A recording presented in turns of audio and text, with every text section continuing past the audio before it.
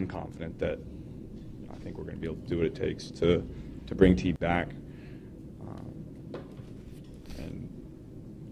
I know that I'm going to do what it takes to get him back, and so is he. We've had those talks, so those are going to be off-season discussions, but I think we're excited about that opportunity. What gives you that confidence that you'd be able to get T. Higgins back based off of what's gone on so far?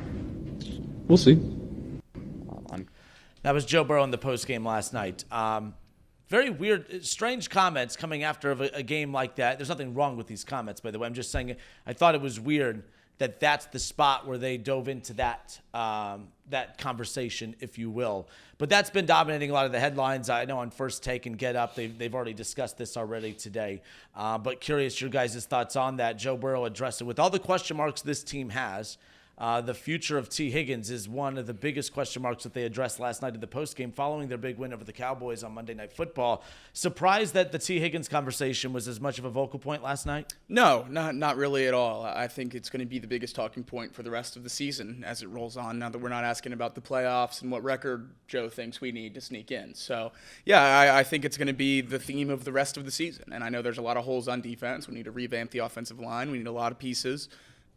T. Higgins in the wide receiver, too, is my biggest question going into next year. Are you going to bring him back? Are you going to spend money or draft capital on that position? I don't know what the right answer is, but figuring out what the Bengals are going to do with that position is going to be what sets up the rest of the offseason. So it's certainly the biggest question as we move forward throughout this season. And with a game like last night where T. Higgins plays, is not hampered by an injury, at least it is reported of that, and then he puts up an absolute stinker and disappears in prime time, I think that's when those conversations arise, because it's been reported time and time again from any and everyone outside of Cincinnati that he's going to get $30+ million from some team in free agency.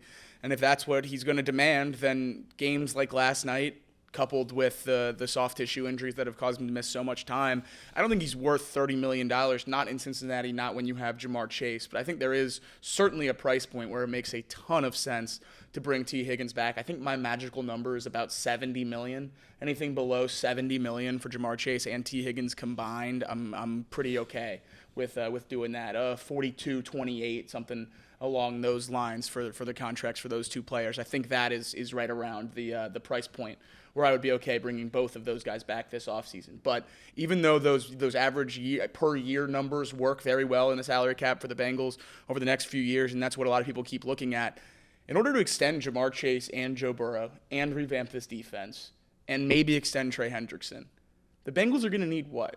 $200 million in cash in escrow? Yeah. Where are they getting that money? I don't know that the Bengals have the capability to extend all these people. Unless we're taking out loans or something along those lines.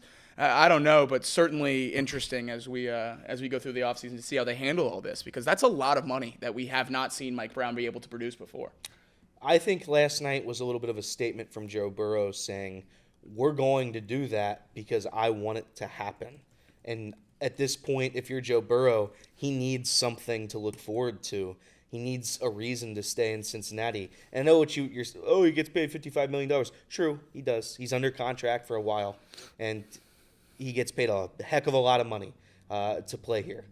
Saying that, we know how this league works. We know how professional sports works.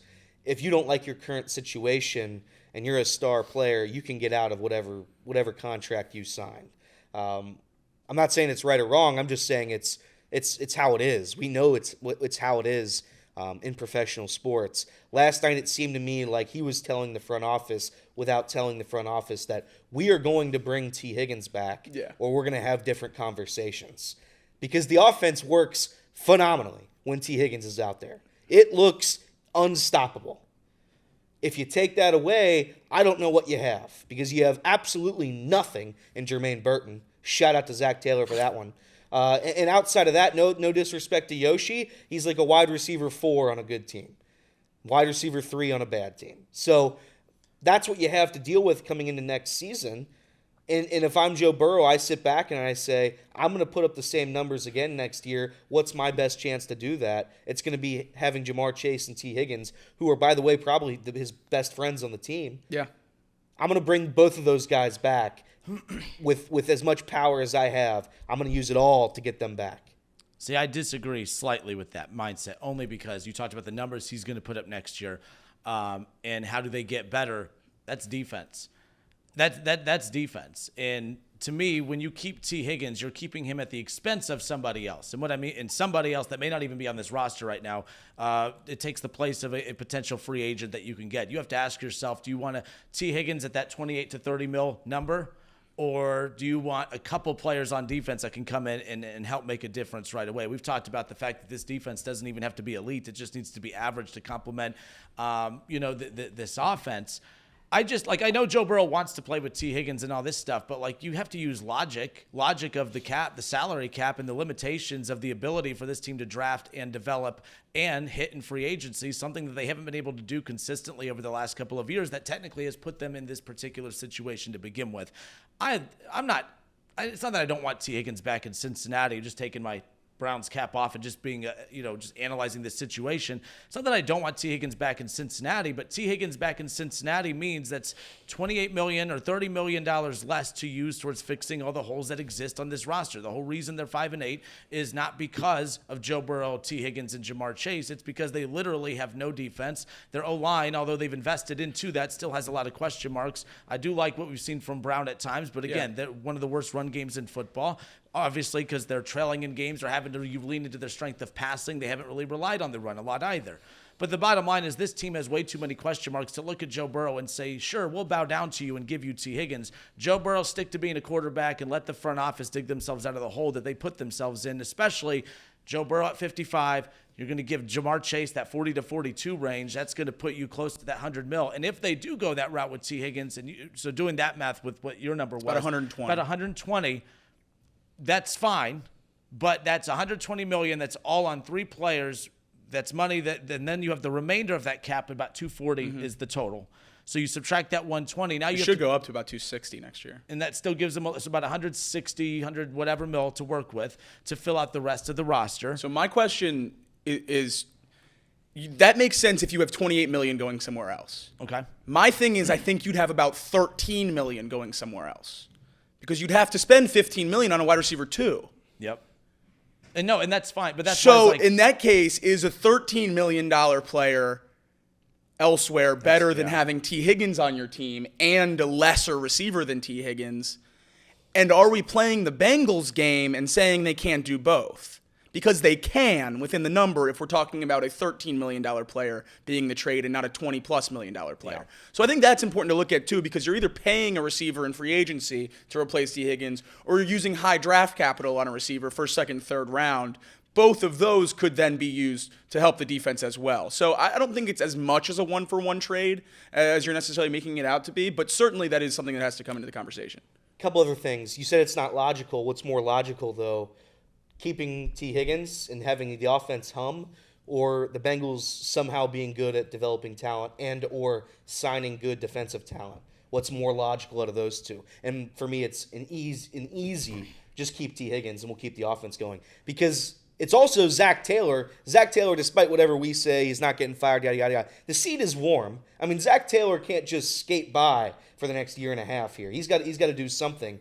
Zack Taylor knows that if the whole city and the front office, if they're going to give him the pass for the special teams and defense being absolute dog water, then he knows the offense has to be good.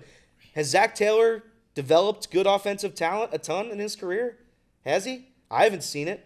His number one golden boy, Jermaine Burton's too busy playing penny slots. He was so happy about that pick, too. So I'm not going to sit here and say that Zack Taylor is going to rely on his own ability to come up, draft, and develop wide receiving talent. I have imagined that he's on that hot seat, and he's going to be siding with Joe Burrow on this because he knows his meal ticket is through that offense. It's through Joe Burrow, T. Higgins, and Jamar Chase. That's where if you take away a key contributor from that offense, what is Zack Taylor? What is he? Because he's not a good head coach. He's a fine offensive coordinator. Fine. That's what he is if you take away a third of this incredible offense.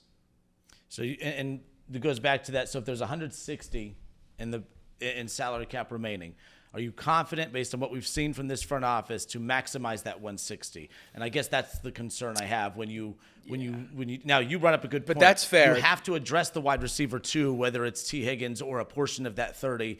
And then you'll have about, let's say it's the 15 number, so you have about 18 remaining, 18 to 15, or 15 to 18 remaining. You still have to address something.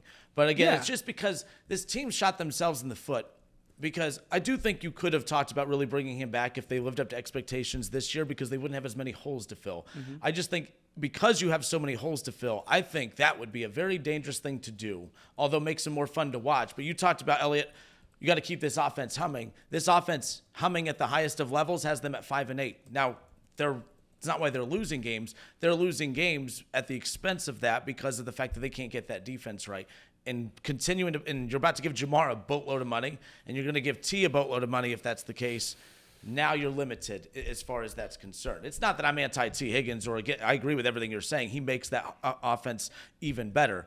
But that's why the cap exists, is to be able to keep teams from being able to remain just these powerhouses moving forward. You have to be able to draft right. It goes all back to the conversations we've had all season with this team, even when we had the Jamar Chase argument not too long ago. Casey, are you trying to – did you have something? Well, the only thing I was thinking of was the Bengals defense can't get much worse anyways. So despite how much money or how much we try to invest into improving the defense, it's going to impact next year regardless. Like, if you decide to go with T. Higgins, you're still going to be able to make moves to improve this defense because it is at the bottom. It can't get any further down. So that being said, I'm kind of on board with keeping T. Higgins because I think I would rather keep talent. I'm tired of letting talent just walk out the door scot-free. So I think that's the play here, because there's no other way to spend that money really efficiently and keep the offense at the same level or near the same level, whereas you already know what the level is on defense. It can't get much worse. And you already know you're going to be shifting players around. Almost the entire starting lineup on defense is going to be shifted. So it doesn't matter who you go out and get, to be honest, because they're already the bottom. Those guys are already at the bottom. You're going to marginally improve regardless of what. I think we said the same thing about Nick Scott playing safety last year. What, that it couldn't get much worse? Yeah, and then we went out and signed Geno Stone, who's worse. Big play last night. He did have a big play. Couple big plays. He had a big play. Do you want to guess what his PFF grade was last night? At least right after the game? 81. Yeah. Was it really? Yeah. How about that? Second highest game of his career. You know what the first highest game of his career was? Against the Bengals? Yep, 94 against How the about Bengals. that? Week 2 last year. How about that? Listen, if I could trust Got him a contract. If I could trust the Cincinnati Bengals at being good at their jobs and signing good talent, then sure, I'd say let's trade T. Higgins and let's draft some defensive players and maybe hit on one for the first time ever. That's what I would like to happen. Is it going to happen? I'd imagine not. We'll see. Again, the defense doesn't have to be good. It doesn't have to be great. It doesn't even have to be in the middle. It just can't be the worst. And it is the worst. Like you talk about those one-score games, if the defense was ranked 20th instead of 32nd, you win half of them at least. If they're ranked 25th instead of 32nd, you win half of them at least. I'm not asking for the world's best defense here. I'm asking for a couple guys that can do their job efficiently. The Bengals have like 3 defensive players that do their job well. 3. Last thing on this to wrap it up, because we all know our takes on this, and we've talked about this for weeks, even before this. My question is the why, not why do you bring T. Higgins back? Why did Joe Burrow? Joe Burrow is very calculated about everything he says. He does not just say things to say things. He is saying things with a purpose. It goes back to maybe what you said earlier, a message to the front office. I do find that interesting, though, when he says, I'm going to do everything I can. Well, what does that mean? Because Joe Burrow, there was a point where people thought he was realistically going to take a pay cut. Yeah. Not a pay cut, but he was going to take less than what his full value was. And then he came out and he did nothing wrong here, but he got the highest paid contract in the history of the NFL. He deserved that, no doubt about it. But he didn't leave any meat off the bone for that, right? And not that that's his responsibility. But he kept making it sound like we're willing to do what we need to keep everyone here. But that contract did not say that to me. And not that he needed to do that. Not that that's his responsibility. Jamar Chase, he said it in the postgame last night. He's going to, they're talking off to the side. They're going to do what they can. But Jamar Chase is going after the highest paid wide receiver contract in the history of the NFL. I don't know what these dudes are even implying when they say this, because what they're implying is what we perceive, but that's not what's actually happening here. And I'm not trying to make them the bad guys here. That's not their responsibility to keep T in Cincinnati, but they are fighting publicly to the media, sending a message to the front office. I just wonder, why now? Why is it, as we sit here in week 14, is now the time to publicly, aggressively go after this to try to make something happen? Especially after the game last night, like you talked about. It wasn't even like, that's why you got to keep him. That big game right there, that almost works against them. So that's why I thought that was More of strange. those games last night, every single one of those increases the chances he's in Cincinnati. Fair, because the value Yep. plummets. The closer he gets to 25 from 30, the higher the chances are he's in Cincinnati. I mean, if the other team offers him 28, I think T. Higgins has a legitimate conversation about it. Am I going to New England at $28 million, or am I going to Cincinnati at $25 million? I think that's a conversation. When you get to 31, 32 versus 25, you're talking about generational wealth, another contract type of thing. So you're obviously going to take that other deal. I think that's the battle the Bengals are fighting right now, and that's my worry. Is I think another team is going to give him. I'm over $30 million, and top 10, top 5 maybe wide receiver money. I think we've seen the level of production out of him enough when he's been healthy enough that someone's going to make the risk that the injuries are a thing of the past, and maybe that's something that's going to pay off really well for some young QB around the league. And I'm certainly going to root for T. Higgins if he ends up somewhere other than Cincinnati. But I think if other franchises view the injuries as big a concern as the Bengals do, I think he's going to be in Cincinnati, because I think the offers will be close. And I agree with that. I will say T. Higgins last night, I don't think I got at least the vibes in his press conference that he's thrilled to be back. He was appreciative of what Joe Burrow said. He was appreciative that his guy had his back. But I didn't come away thinking that T. Higgins was very, very happy. I can't wait to get back in Cincinnati next year. I can't wait for them to offer me whatever they're going to offer me. That's not the vibe I got from his side of things. It's great that Joe Burrow said it, but I didn't think it was reciprocated on T's end. And he could be back. He could just be playing it smart. He wants a good contract, and he's not going to give in to say he wants to be a Bengal and have the Bengals come in with a lowball offer like they did Jamar Chase. So we'll see what happens going forward. I'd just say that Zack Taylor needs the offense to be good. The way the offense has been good is with T. Higgins and Jamar Chase. Taking one of those players away is not a recipe for success if you're unable to draft and develop talent, which Zack Taylor has proven that he's unable to do that. So we'll see going into next year. It's going to be an exciting offseason for the Bengals because there's a lot they need to address, and they need to do it pretty quickly. So just something to keep in mind, too. Last thing on this, and we'll move on. I want to talk some Reds coming up in a moment. But, you move on from T, you still need a number 2. You don't trust their ability to draft a number 2 wide receiver. Right, unless you're picking top 5. Yeah, and we talked about that. So then you hit the free agent market. Here's what's out there. Right. So some of these names sound big, but you got to think of where they're at in their career right now. Stephon Diggs is on the last. This was I think he's a free agent. Yeah, they bought out the last 2 years of his deal, so he's a free agent. But he also tore his ACL in week 6. Yep. So you're which talking makes about him affordable. But you're also talking about then getting into the season, and we know how the Bengals start slow anyway. You're really signing a guy. And I'm not who's not gonna help advocating you. these names. No, too, I know. I'm just the pool of options not very good. Amari Cooper, Deontay Johnson. I love Amari Cooper in a good situation. Pass on Deontay Johnson. Amari Cooper with a quarterback that cares. I think that's a good situation for him. What did we talk about? We had some soul searching. I just think that we did have some soul searching. I just think that Amari Cooper's career took a hit because they gave him some guy who openly didn't want to play football and was objectively bad at it. He was the first Browns wide receiver to have back-to-back 1,000-yard seasons. He was pretty good with Deshaun. He was pretty good with Joe Flacco. He was pretty good with Deshaun. Joe Flacco came in and saved the vibes, and Jameis was going to do it for him too.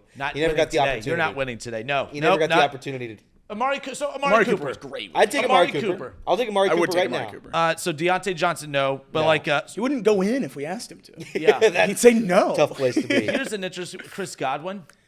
Now you're talking. DeAndre Hopkins, Keenan Allen.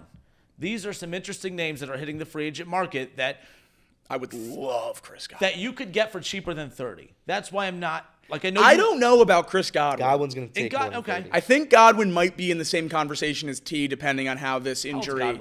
Not as old as you think. I feel like he's I don't like want in to the throw out a number there mid-30s, and be but- really wrong, but I guess 28. 31. 28. Oh, never mind. Yeah. He's Going to get a Joe big time Burrow's deal. age, right? Yeah. I think Chris Godwin's one of the more underrated receivers, maybe I don't want to say NFL history, but certainly of this era. Yeah. I think the thing that kills him is he plays with the only receiver who's more underrated than he is, and Mike Evans. But 7,000 yards in his career, 39 career touchdowns, over 570 catches in 110 career games. I mean, that's unbelievably consistent. He was on pace to win the Triple Crown this year if it weren't for the injury. Yeah. So And the season that old Jamar's having too. That might have put Yeah. an end to that. But the bottom line is these are like the Keenan Allen, the DeAndre Hopkins, the Godwins, Deontay Johnson. I'm done with that name. Like Stephon Diggs, that's out too because you talked about he wouldn't be ready for the start of the season. But the Amari Coopers. So let's just say Joe's advocating to bring back Higgins. It doesn't happen. You have to go fill a void with the number 2 wide receiver slot. Those are the names you're working with in free agency that you could still spend a pretty dime on and still save 12 million, 13 million in that range, assuming you can get, some of these guys for cheaper. Amari Cooper financially probably makes more sense to fill that void. And let me say this too. This isn't a shot at T, but all the number 2 wide receiver has to do is be good enough for the defense to not just ignore. yeah, That's true. Because that's really last night Jamar Chase was able to eat last night like every night just by T being out on the field.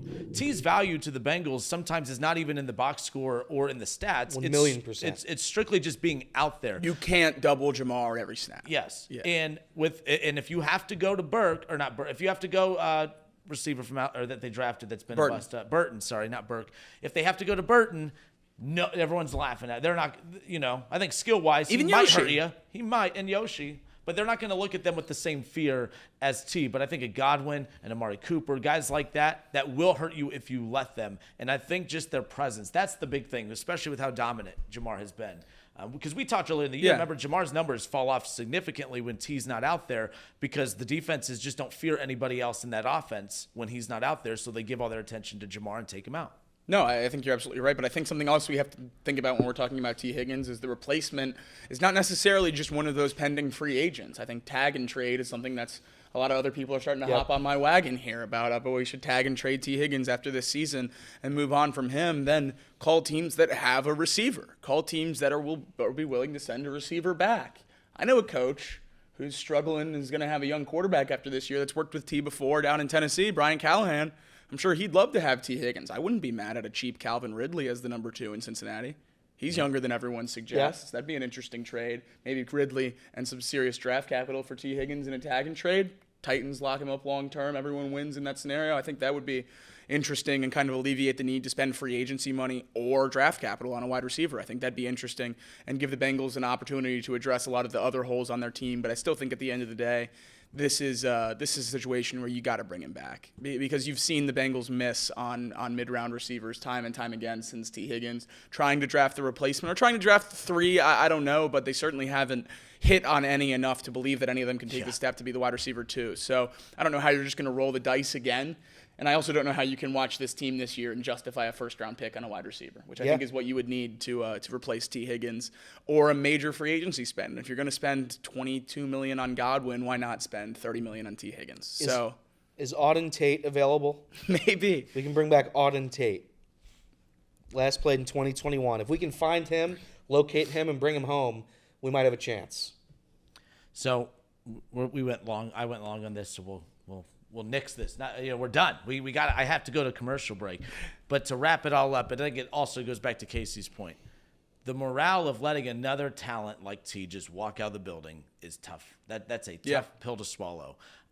If you're winning, those things get overlooked, but they're not winning, and those things just get magnified more. And I think that matters too. So that's always a good point when Casey brings that up, nonetheless. And also, they bring T back, and then they hit him free agency. And they have a couple draft picks that hit next year. Some of these rookies this year blossom in year 2.